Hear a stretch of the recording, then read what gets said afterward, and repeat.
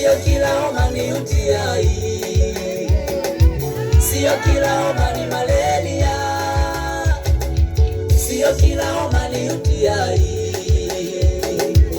Mtu huyu amezidiwa, mtu huyu amezidiwa, homa yake iko juu sana. Mtu huyu amezidiwa, mtu huyu amezidiwa, homa yake iko juu sana.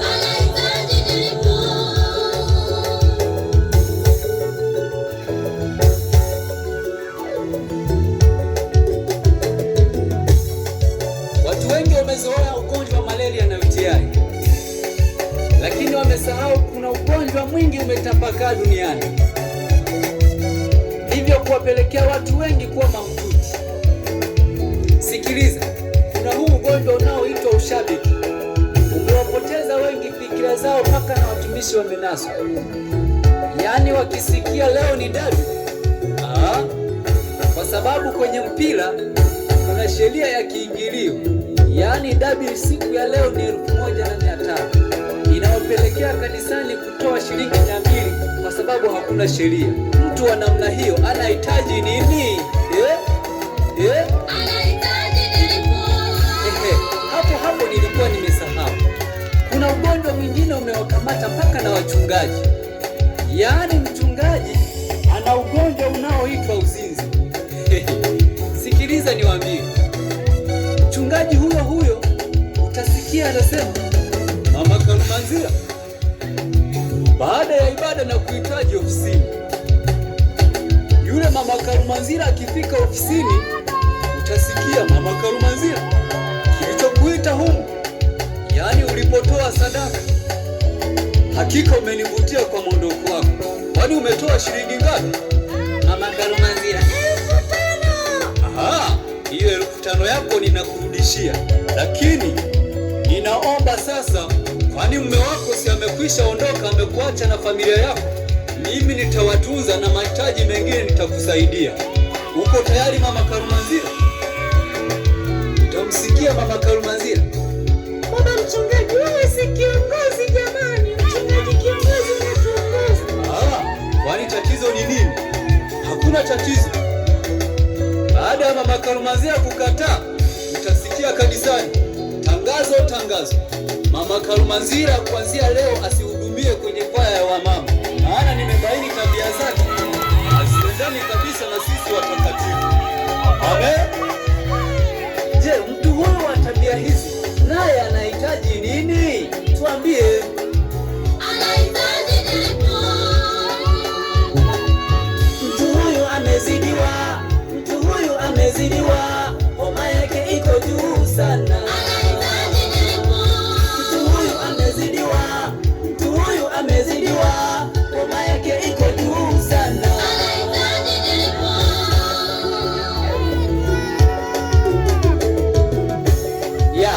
Kuna huu ugonjwa mwingine ambao umeibuka kwa kina mama.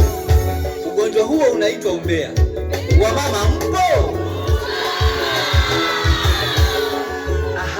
Ngoja niseme kitu.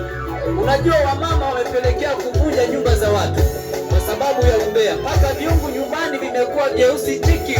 Kisa nini? Umbea. Wakiingia makanisani, kazi yao ni kupiga usingizi. Yaani hata neno likisemwa hawaelewi chochote. Jamani, mtu wa dalili hizo naye anahitaji nini? Jamani, tuambie. Anahitaji nilipo. Duniani kuna ugonjwa mwingi kama nilivyowaelezea. Kuna huu ugonjwa mwingine unaitwa majivuno, nao umewapelekea walimu wa kwaya kukamatwa na ugonjwa huu. Hatimaye hata kanisani kwenda kumwabudu Mungu anataka kubembelezwa. Michango hatoi, kazi za kanisa hafanyi, kwenye mafundisho ya ibada za katikati haendi. Hatimaye dalili za mgonjwa huyo, utasikia amebebesha mimba mabinti za watu. Mtu wa dalili hizo anahitaji nini? Anahitaji nilipo. Nikisema niongee maneno yote sitayamaliza. Mkutano naomba mnipe muda niongelee huu ugonjwa wa ulevi. Ugonjwa wa ulevi umekuwa hatari na tishio katika familia. Mama na mtoto hawaongei nyumbani, yaani baba umebadilika, umekuwa simba. Hatimaye hata wakina mama wamekimbilia kulewa pombe. Baada ya hapo na wao wamekuwa tishio kwa waume zao. Baba baba ndevu, mama ndevu, hajulikani mwanaume ni nani.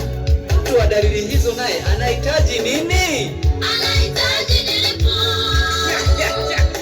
Yaani kwa kweli nilikuwa nimesahau. Sasa sikiliza sasa.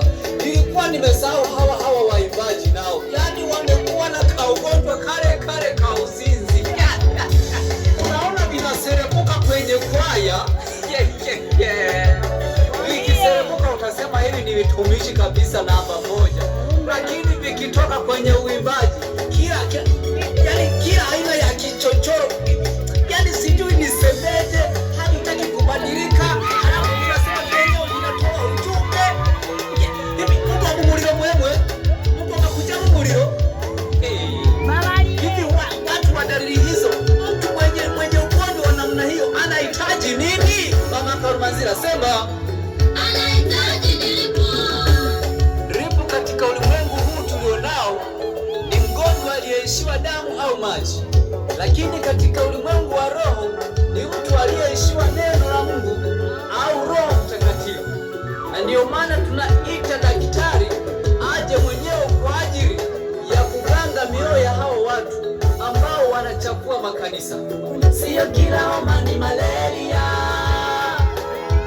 sio kila homa ni UTI, sio kila homa ni malaria, sio kila homa